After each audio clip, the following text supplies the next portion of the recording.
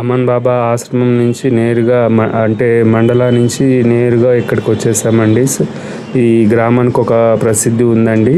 ఇది వచ్చేసరికి సాగర్ మహర్షి తపస్సు చేసిన తపోభూమి అండి. ఇదంతా పెద్ద రాయి అండి. ఇదంతా సాగర్ మహర్షి తపస్సు చేసిన రాయి అండి. ఇక్కడ చూడండి, పక్షులకి ఇదేనండి తపస్సు చేసిన ప్రదేశం.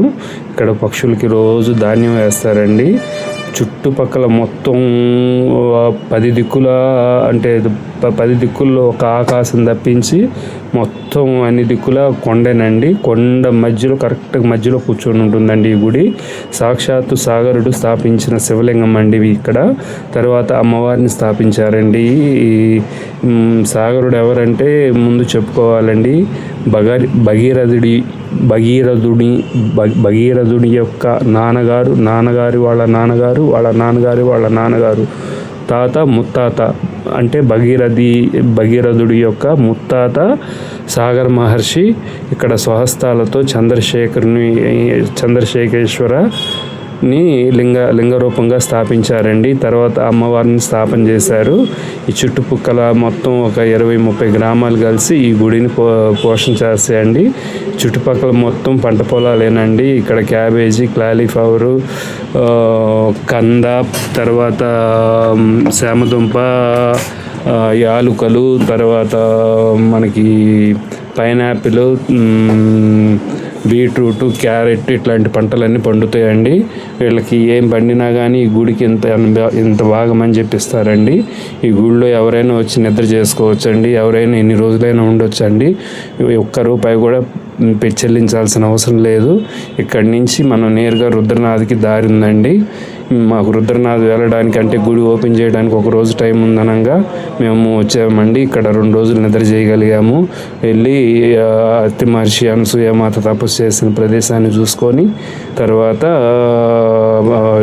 దత్తాత్రేయుడి జన్మస్థానం చూసుకొని ఈ సాగర్ గ్రామానికి వచ్చామండి. ఇక్కడ స్వామివారికి కావాల్సిన పూలు, పళ్ళు అంత గార్డెన్లోనే పండుతాయండి. చాలా విశిష్టమైన గుడి అండి. ఇక్కడ రామాలయం, ఇది వచ్చేసరికి శివాలయం, ఇది వచ్చేసరికి రామాలయం అండి. ఈ పక్కన బాండారా ఉంటుందండి. ఆ పక్కన ఉండడానికి వసతి ఉంటుందండి. బ్యాక్ సైడు సదావత్ అంటే మనమే వంట చేసుకొని తినొచ్చండి. అన్ని రకాలు ఏర్పాటు చేసి ఉంటారండి. ఇక్కడ ఒక అయ్యవారు మాత్రమే ఉంటారండి. అయ్యవారే మొత్తం పూజలు చేసుకుంటారు. మన స్వహస్తాలతో మనమే పూజలు చేసుకోవచ్చండి. ఇది కొన్ని వేల సంవత్సరాల నాటి అశ్వత్థ వృక్షం అండి. ఇక్కడ రోజు ఉదయం 3-4 వచ్చేసి చక్కగా పూజలు చేసుకుంటారండి. ఇక్కడ మన వైపు సింహం బొమ్మ ఒకలాగా ఉంటుందండి, కానీ ఇక్కడ మాత్రం సింహం బొమ్మ వేరేగా ఉందండి. మన వైపు ధ్వజస్తంభం ఉంటుందండి గుడికి ఎదురుగా. వీళ్ళకి ధ్వజస్తంభం ఉండదండి. వీళ్ళ గుడి నిర్మాణం కూడా డిఫరెంట్గా ఉంటుంది. అశ్వత్థ వృక్షం చుట్టూ ఎంతోమంది శివలింగాలు స్థాపించారండి. అప్పటి అంటే ఎవరైనా చనిపోయినప్పుడు వాళ్ళ పూర్వీకుల గుర్తుగా కూడా ఇక్కడ శివలింగాలను స్థాపిస్తారండి. ఇక్కడ గుడి విధానం కానీ కట్టే విధానం కానీ చాలా వెరైటీగా ఉంటుందండి. ఇక్కడ భరించలేని చలి ఎక్కువగా ఉంటుందండి. ఎక్కువ మ్యాక్సిమం సంవత్సరం పొడుగుతూ ఎప్పుడు చల్లటి వాతావరణమే ఉంటుంది. ఇక్కడ అమ్మవారికి 2 అన్నయ్యలు రక్షణగా ఉంటారు. ఇది భగీరథి మహర్షి, సాగర్ మహర్షి స్థాపించిన అమ్మవారి ప్రతిష్ట అండి. ఒకసారి దర్శనం చేసుకోండి.